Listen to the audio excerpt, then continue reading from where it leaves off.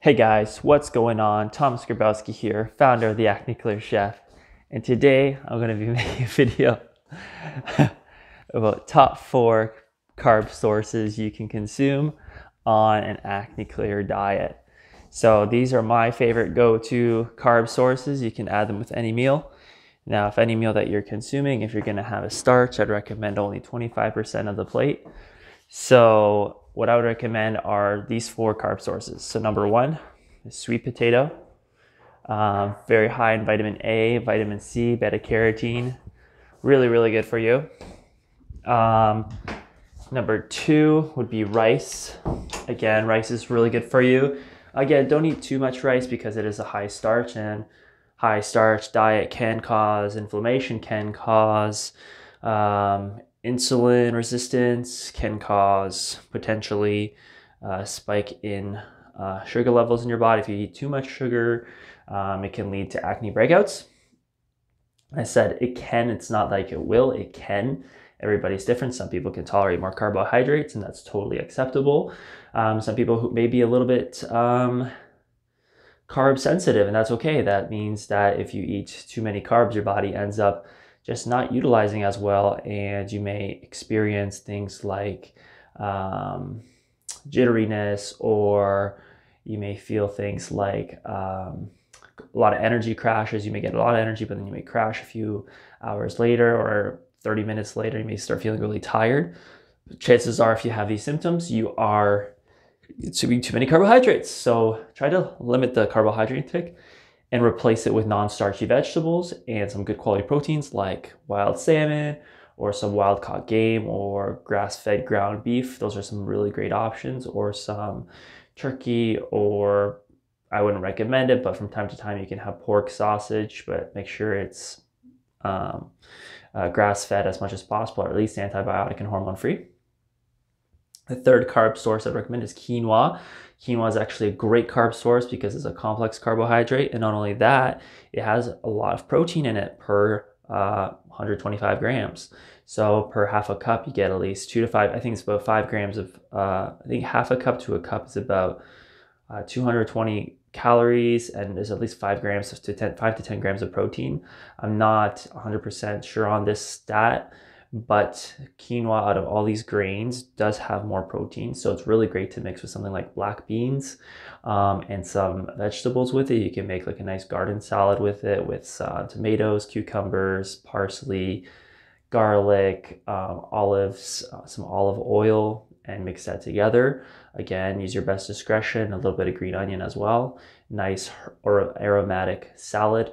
And with the quinoa and the black beans, you're going to ensure you're going to get complete protein. You're going to get some protein from the black beans and some protein from the quinoa. So it's a great plant-based alternative. If you do want extra protein to that, I would recommend some light meat like white turkey breast or white chicken breast, just to get more protein into your diet, get more satiated, get that deliciousness into your diet. It's going to be great. And number 4 is just regular plain old potato. Potato's fantastic. I like to have it with turkey and chicken, and sometimes I have it with beef. But these are my top 4 carb sources that I have it. It's about 25% of my plate. So you don't eat a large amount of this in your diet. At least 50% of your plate should be non-starchy vegetables of some sort. That can be like a kale salad. That could be some kind of cooked vegetable. It can be cauliflower, or it could be asparagus or beans, which are my favorite. I really enjoy.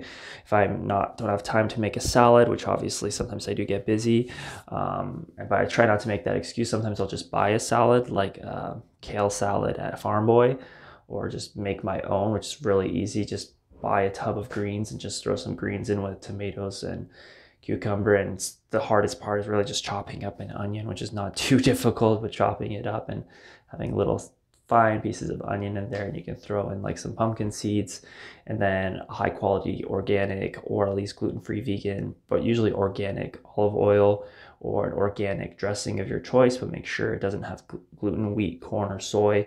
Those are some or canola oil. Those are very highly processed. You want some organic oils that are good for the skin, like olive oil, avocado oil, very good choices. Sometimes canola is okay, but I would recommend staying away from it, or just staying away from it in general.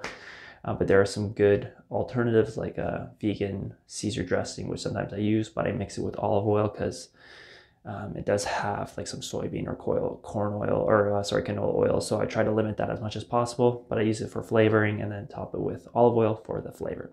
So those are my top 4 carbohydrate sources to have acne clear skin, and you should replace that with any product that has wheat or gluten in it or anything that is irritable to your body. Now, if you don't know what's irritable, remember browse, barley, rye, oats, wheat, and spelt. Those are all gluten products.